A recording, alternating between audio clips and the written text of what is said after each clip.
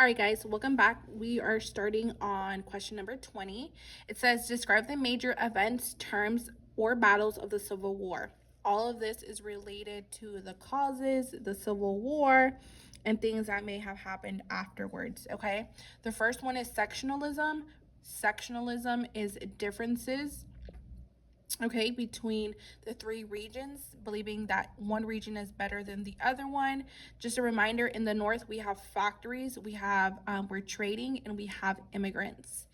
In the south, the S stands for slaves, so we have farms, we have plantations, we have, of course, our slave labor, we have cotton, cash crops, rice, tobacco, indigo.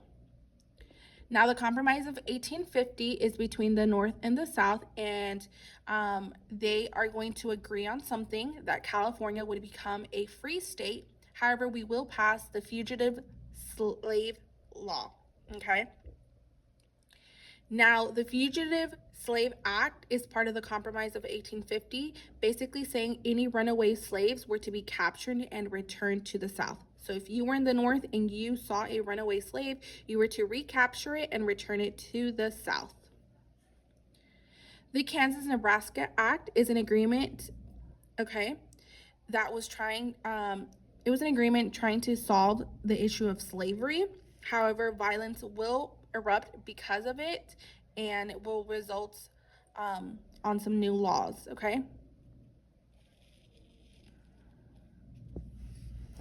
The next one is Emancipation Proclamation. This is when Lincoln frees the slaves in the Confederate States only.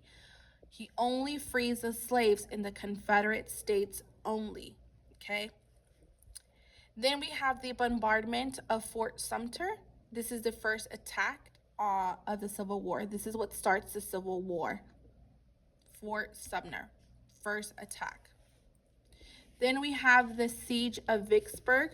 This is when the Union captures the Mississippi River. It will divide the Confederacy in half. It will be hard to send supplies. So this is, the Union captures the Mississippi River, okay? It's difficult for the Confederacy now to receive its supplies because it's divided in half. Then we have surrender at the Appomattox Courthouse. This is the end of the Civil War. The Confederates are going to surrender, and like I said, it's the end of the war. And then we're going to move on to question number 21, okay? 21 just says to explain the following terms. You have the term Freedom and Bureau, Black Codes, Reconstruction, and Radical Republicans. Freedom and Bureau was an organization that helped the free Black men after the war by providing education, food, clothing, and jobs. The next one is Black Codes. Black Codes were laws that limited Blacks after the war and made things difficult for them. So there was a lot of strange laws that were created just to make life harder for the new freed Blacks after the war. Reconstruction means it's a time period after the Civil War. It's on a plan on how to fix the South.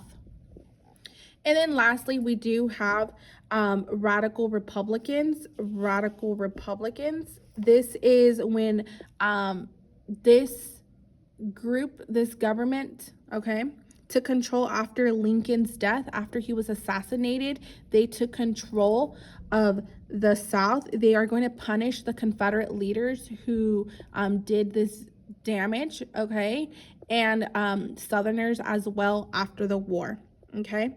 That is the Radical Republicans. Let me show you what you should all have.